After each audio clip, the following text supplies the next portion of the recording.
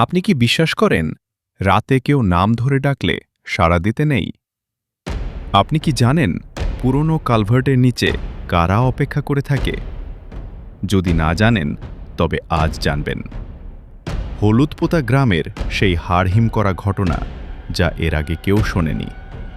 কিন্তু সাবধান, এই গল্প শোনার পর হয়তো আজ রাতে আপনিও আর শান্তিতে ঘুমোতে পারবেন না।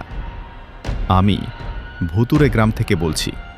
প্রস্তুত তো আজকের আতঙ্কের জন্য? হলুদ পোতার পথে নিশির আধারে সায়ন শোনো, মা তোমায় ডাকে যে। কালভার্টের নিচে কঙ্কালের ভিড়, সাড়া দিলেই ফুরাবে তোর জীবন।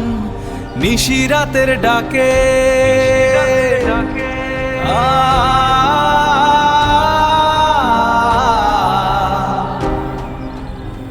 গ্রামের নাম হলুদপোতা। গ্রামের শেষে একটা পুরনো ভাঙা কালভার্ট আছে। গ্রামের লোক বিশ্বাস করে রাত 12টার পর ওই কালভার্টের ওপর দিয়ে কেউ একা গেলে তাকে নিশিতে পায়।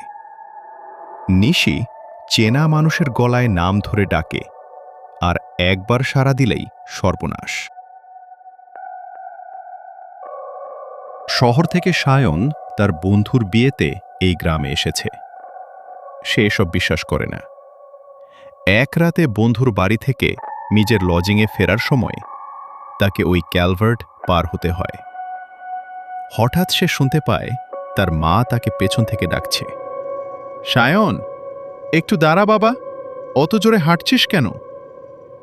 সায়ন অবাক হয়, কারণ তার মা তো শহরে। সে থমকে দাঁড়ায়, কিন্তু পেছনে তাকিয়ে কাউকে দেখতে পায় না। সায়ন দ্রুত হাঁটতে শুরু করে, কিন্তু ডাকটা থামে না। এবার ডাকটা একদম তার কানের কাছে ফিসফিস করে ভেসে আসে। সে দৌড়ে কালভার্ট পার হতে গিয়ে দেখে কালভার্টের ওপর সাদা শাড়ি পরা একটা ছায়া দাঁড়িয়ে আছে, যার মুখটা কুয়াশায় ঢাকা। ছায়াটা হাত বাড়িয়ে তাকে ডাকছে।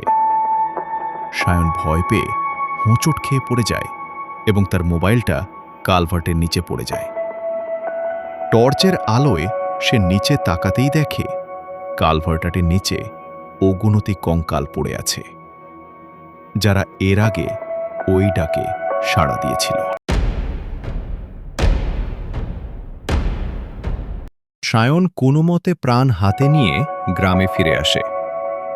পরদিন সকালে সে যখন গ্রামের লোকদের ঘটনাটা বলে, তারা জানায়, কাল রাতে আপনার মা ফোন করেছিলেন, আপনি ফোন ধরেননি কেন? সায়ন তার ভাঙা মোবাইলটা চেক করে দেখে সেখানে মায়ের কোনো কল আসেনি। তাহলে তাকে ডাকছিল কে? ঠিক তখনই তার মোবাইলে একটা আননোন নাম্বার থেকে মেসেজ আসে, কাল তো বেঁচে গেলে আজ রাতে আবার আসবো। হলুদ পোতার পথে নিশির আধারে সায়ন শোনো, মা তোমায় ডাকে যে। কালভার্টের নিচে কঙ্কালের ভিড়, সাড়া দিলেই ফুরাবে তোর জীবন। নিশিরাতের ডাকে